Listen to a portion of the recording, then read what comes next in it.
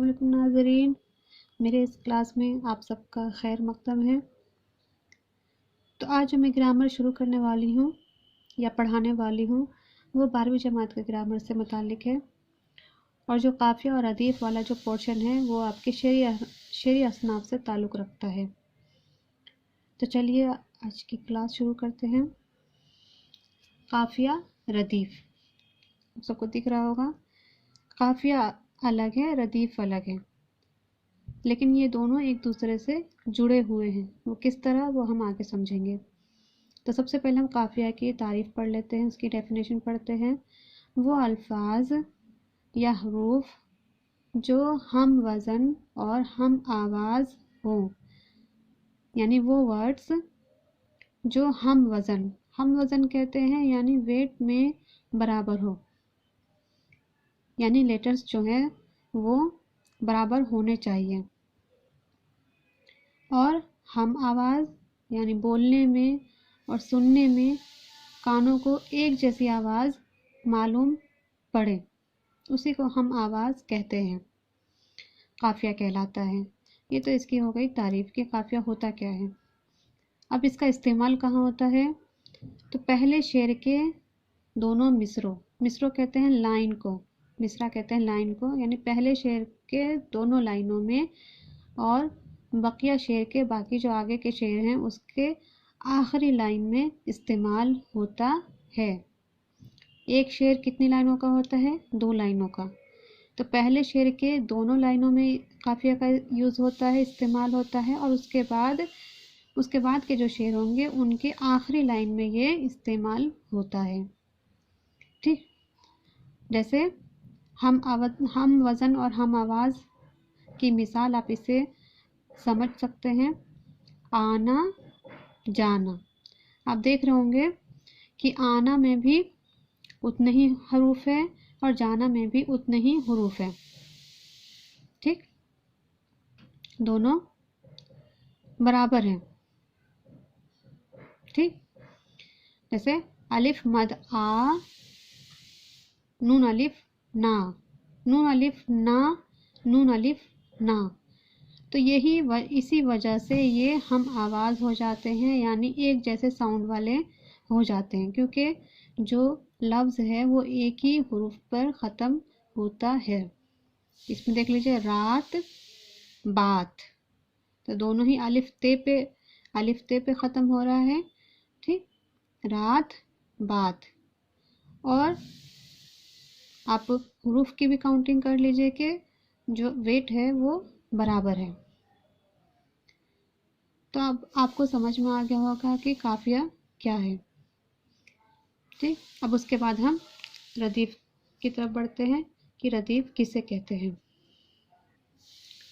रदीफ़ वो अल्फाज या हुरूफ जो पहले शेर के दोनों मिसरों के आखिर में और बकिया शेर के आखिरी मिसरों के आखिर में बार बार दोहराया जाता है, रदीफ़ कहलाता है।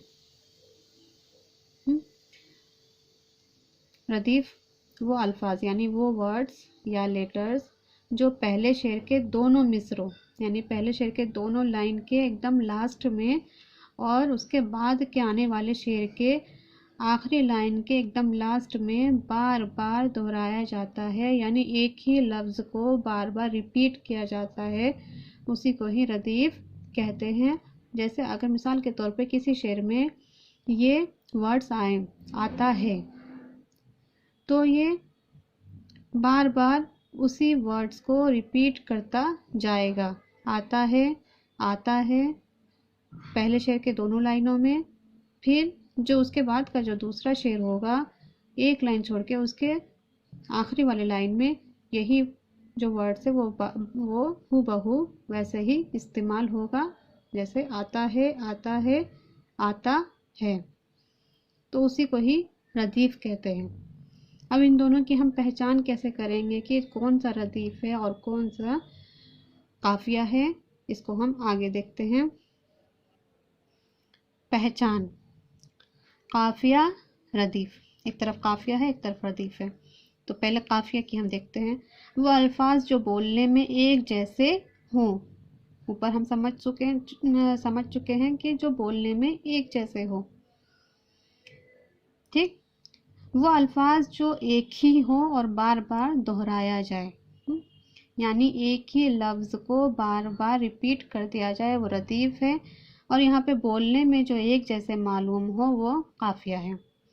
उसके बाद जिसका आखिरी 2 हुरूफ सेम हो, यानी जो काफिया वाला जो वर्ड है उसके आखिरी 2 लेटर सेम होने चाहिए, तो वो काफिया होगा।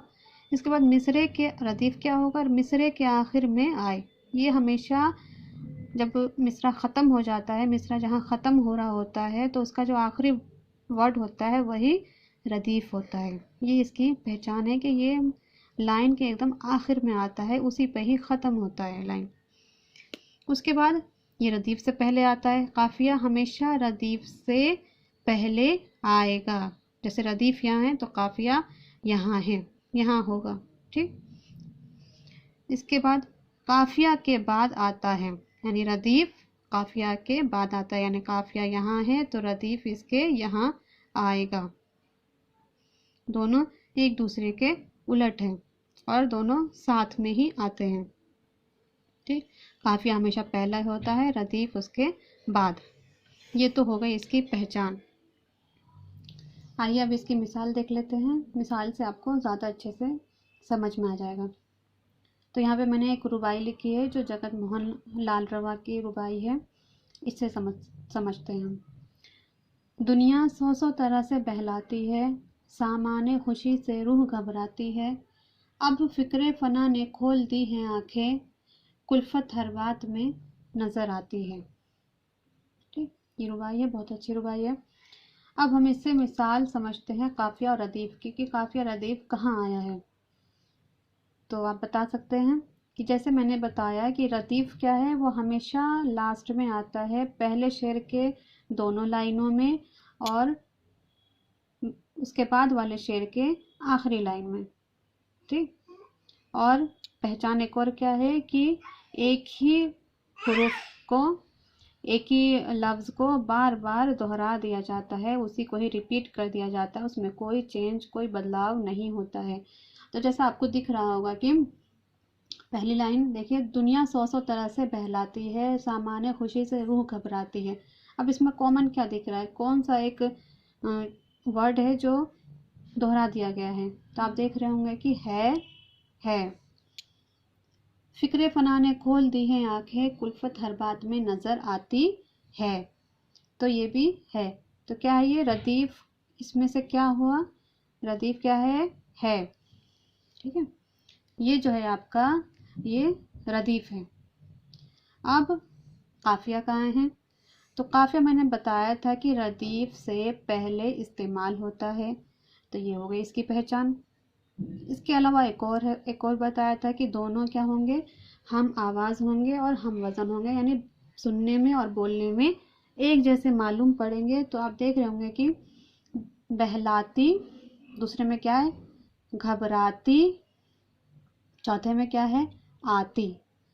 तो ये क्या हो गया? काफिया हो गया।